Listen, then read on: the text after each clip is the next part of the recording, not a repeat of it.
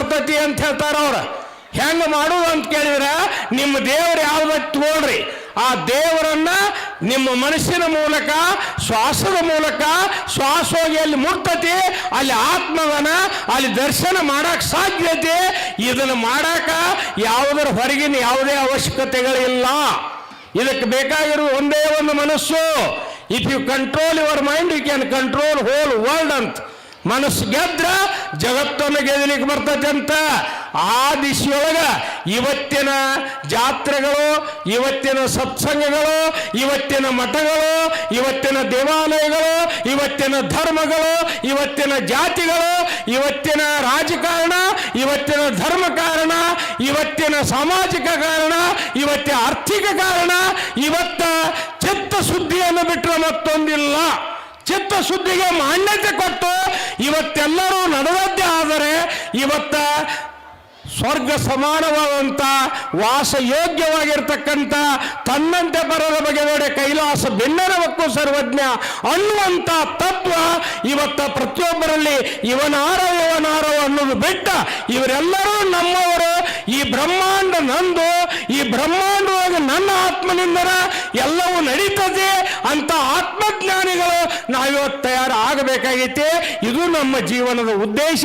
ಈ ಉದ್ದೇಶವನ್ನು ಬಿಟ್ಟು ವೇದಾಂತ ತತ್ವಜ್ಞಾನ ಬರೀ ಬಾಯಿ ಮಾತಿನಿಂದ ಹೇಳುವುದರಾಗಲ್ಲ, ಅದನ್ನು ಆಚರಣೆಯಲ್ಲಿ ತರುವುದರಾಗ ಐತೆ ಅಂತ ತಿಳ್ಕೊಂಡು ಸಿದ್ದಪ್ಪಜ್ಜನವರು ಈ ನಾಡಿನೊಳಗೆ ತೋರಿಸ್ಕೊಟ್ಟಾರ.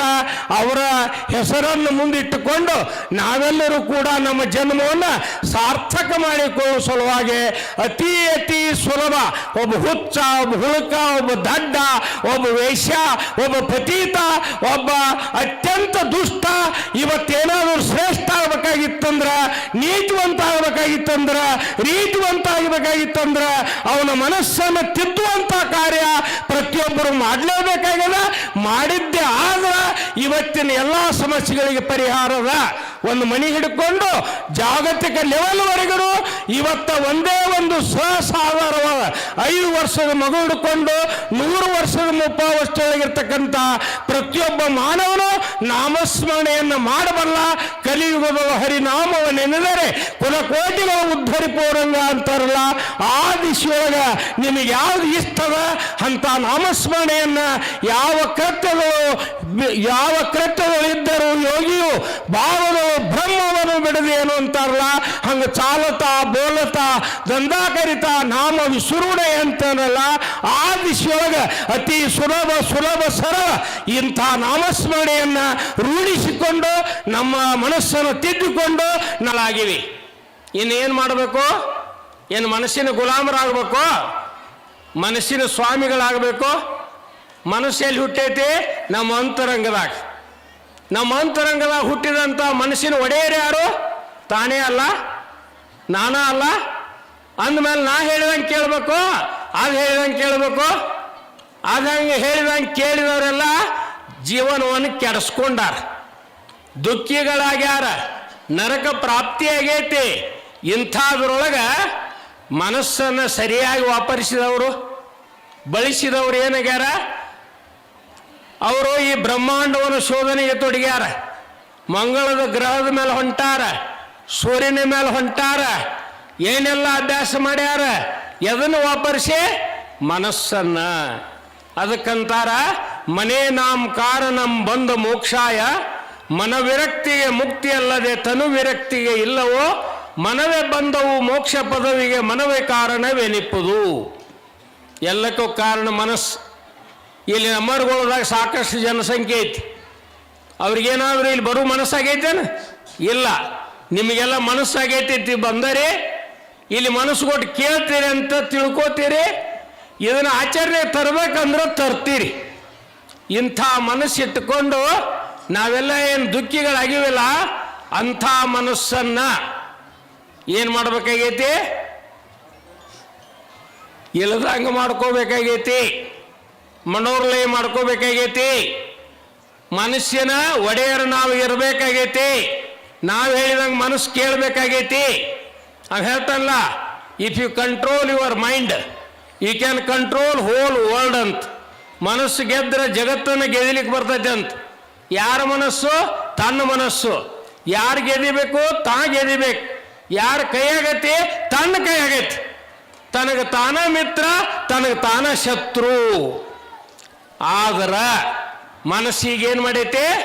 ತಾ ದೇವರು ಅನ್ನೋದನ್ನ, ತಾ ಸತ್ಯ ಅನ್ನೋದನ್ನ ಮರಿವಿಗೆ ಹಾಕಿ ಬಿಟ್ಟತಿ. ಮರಿವಿಗೆ ಯಾಕೆ ಹಾಕೈತಿ ಅಂದ್ರೆ ವಿಷಯದೊಳಗೆ ಹೊಂಟತಿ. ಈ ವಿಷಯದೊಳಗೇನು ತಿರ್ಗಾಡಕತ್ತತಿ, ವಿಕಾರದೊಳಗೇನು ಐತಿ ಮನಸ್ಸು, ತನ್ನನ್ನು ತಾ ಮರ್ತದ್ದರಿಂದ ಏನಾಗೈತಿ? ಮರಿದಡೆ ಮಾನವ, ಅರಿದಡೆ ಶರಣ. ಆದ್ರೆ ಶರಣರು ಸಿದ್ದಪ್ಪಜ್ಜನವರು ಅರುತರನ್ನು ಮೆಲತ್ತವರು ಶರಣರಾದರು. ಮತ್ತು ನಮಗೂ ಬರಕ್ಕಿಲ್ಲ, ನಮಗೂ ಬರ್ತೈತಿ. ಅದಕ್ಕೆ ಇಂಥ ಮನಸ್ಸನ್ನು ಕಂಟ್ರೋಲ್ ಮಾಡೋದು ನಮಗೆ ಸಾಧ್ಯ ಆಗವಲ್ದು. ಅದಕ್ಕೆ ರಾಮದಾಸ್ ಹೇಳ್ತಾನ, ಮನಾ ಸಂಗಹ ಸರ್ವ ಸಂಗಾಸ ತೋಡಿ, ಮನಾ ಸಂಗಹ ಮೋಕ್ಷ ತತ್ಕಾಲ ಜೋಡಿ. ಇದಕ್ಷರಕ್ಕೆ ಮನಸ್ಸನ್ನು ಬಿಟ್ಟು ನಿರ್ಮಲರಾಗಿ ಪರಿಶುದ್ಧರಾಗಿ ಆನಂದ ಸಾಮ್ರಾಜ್ಯದೊಳಗೆ ಇರ್ಲಿಕ್ಕೆ ಬರ್ತತಿ. ಆದ್ರೆ ಮನಸ್ಸು ಮರ್ಯಾಕೆ ಆಕತಿ? ಯಾರಿಗೆ ಆಕತಿ ಹೇಳ್ರಿ? ಜ್ಞಾನಿಗಳಿಗೆ ಆಕತಿ. ಯಾರು ಮನಸ್ಸನ್ನು ಮರ್ತಾರ, ಮನೋರ್ಲಯ ಮಾಡ್ಕೊಂಡಾರ, ದೇಹಿ ಅಸೋನಿ ವಿಧೇಯಿ ಅದಾರ, ಅಂಥವರು ಜೀವನ ಮುಕ್ತರದಾರ. ಅಂಥ ಜೀವನ ಮುಕ್ತಿ ಇರ್ತಕ್ಕಂಥ ಸದ್ಗುರುವಿಗೆ ಶರಣ ಹೋಗಿಬಿಟ್ರ, ಯಪ್ಪ ನನಗೆ ಕಷ್ಟ ಆಗೈತಿ, ನನಗೆ ದುಃಖ ಆಗೈತಿ, ಈ ದುಃಖದಿಂದ ಪಾರು ಮಾಡುವಂತ ಬೇಡ್ಕೊಂಡ್ರೆ ಅವ್ರೇನು ಮಾಡ್ತಾರ? ಆ ಮನಸ್ಸಿಗೆ ಮುಗ್ದಾನ ಹಾಕ್ತಾರ, ಆ ಮನಸ್ಸಿಗೆ ಗುದ್ದಿ ಕಟ್ತಾರ, ಆ ಮನಸ್ಸಿಗೆ ಲಗಾಮ್ ಹಾಕ್ತಾರ. ಅಂಥದ್ದೇನ್ರಿ ಲಗಾಮ್ ಅಂದ್ರ ಅಂತ ಕೇಳ್ಬೋದು. ಅವರು ಉಪದೇಶ ಮಾಡ್ತಾರ. ಉಪದೇಶ ಏನು ಮಾಡ್ತಾರ ಅಂತ ಕೇಳಿದ್ರೆ ದೇವ್ರನ್ನ ಬಿಟ್ಟಿಲ್ಲ, ಪರಮಾತ್ಮನ ನಾಮವನ್ನ ಸ್ಮರಣೆ ಮಾಡಕ್ಕೆ ಹೇಳ್ತಾರೆ. ಎದರಿಂದ? ಮನಸ್ಸಿನಿಂದ. ಹಂಗ ಸ್ಮರಣೆ ಮಾಡಕ್ಕೆ ಹೇಳಿದ್ರಂದ್ರ ಮನಸ್ಸು ಪರಮಾತ್ಮ ನಾಮಸ್ಮರಣೆ ಒಳಗೆ ತೊಡಗಿತಂದ್ರ ಅನಂತ ಪುಣ್ಯ ಲಭಿಸ್ತದ. ಅರಿತು ಜಪಿಸಲವನ ಕೋಟಿ ಜನ್ಮದ ಪಾಪ ಹುರಿದು ಹೋಗುವುದು ಹೆಸರಿಗಿಲ್ಲದಂತೆ. ಅರಿಯಾದೆ ಜಪಿಸಲು ತರಿಪುದ ದಿನದೋಷ ಹಿರಿಯ ನೆನೆಸುವನ ಜಗದೊಳಗೆ ಅಂತಾರ ನೋಡ್ರಿ. ಅಂದ ಮೇಲೆ ಇವತ್ತ ನಮ್ಮ ಮನಸ್ಸಿಗೆ ಏನು ಬೇಕಾಗೈತಿ? ಸದ್ಗುರುವಿನ ಉಪದೇಶ ಬೇಕಾಗೈತಿ, ಸದ್ಗುರುವಿನ ಮಾರ್ಗದರ್ಶನ ಬೇಕಾಗೈತಿ. ಅದೇನು ಮಾಡಂತಾರಪ್ಪ ಅಂದ್ರ ಭಗವಂತನ ನಾಮಸ್ಮರಣೆಯನ್ನು ಮಾಡಂತ ಹೇಳ್ತಾರ. ಭಗವಂತನ ನಾಮಸ್ಮರಣೆ ಯಾರು? ಭಗವಂತ ಯಾರು? ಎಲ್ಲಿದಾನ? ಎಂತದಾನ? ಅವ ಈ ಅನಂತ ಸೃಷ್ಟಿಯನ್ನ ನಿರ್ಮಾಣಕರ್ತೃ. ಈ ಅನಂತ ಸೃಷ್ಟಿಯೊಳಗ 84 ಲಕ್ಷ ಜೀವಯೋನಿಯೊಳಗ ಜನ್ಮ ತಳೆಯುವಂಥ ಅನಂತ ಜೀವರಾಶಿಗಳನ್ನು ರಚನೆ ಮಾಡ್ಯಾನ ನಮ್ಮ ಎದುರಿಗೆ. ಕ್ರಿಮಿಕೀಟಕ ಇರ್ಬೋದು, ಪಶು ಪಕ್ಷಿ ಇರ್ಬೋದು, ದನ ಕರ ಇರ್ಬೋದು, ಗಿಡ ಮರ ಬಳ್ಳಿಗಳಿರ್ಬೋದು, ಮಾನವರಿರ್ಬೋದು. ಇವರೆಲ್ಲರೂ ಜೀವರಾಶಿಗಳು. ಹೆಂಗೆ ಕಾಣಿಸ್ತಾವ ಅಂದ್ರೆ ಬೇರೆ ಬೇರೆ ಕಾಣಿಸ್ತಾವ. ಆಕಾರದೊಳಗ, ರೂಪದಾಗ, ಬಣ್ಣದಾಗ, ಲಕ್ಷಣದಾಗ, ಆಯಾ ಶರೀರಕ್ಕನುಗುಣವಾಗಿ ಪರಮಾತ್ಮ ಏನ್ ನಡೆಸ್ಯಾನ? ತನ್ನ ಲೀಲಾ ನಡೆಸ್ಯಾನ. ಅವ ಎಲ್ಲೇನು ಹೊರಗೆ ಹೋಗಿ ಕೂತಾನಂತೀರಿ? ಬೇರೆ ಎಲ್ಲಿ ಆಕಾಶದಾಗ ಅಂತೀರಿ? ಇಲ್ಲ.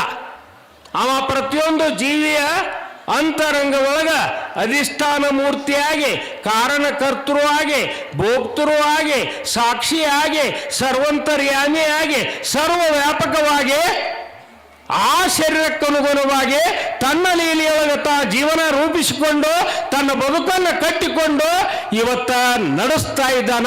ಇದುವೇ ಇವತ್ತಿನ ಜೀವನ. ಅದರೊಳಗ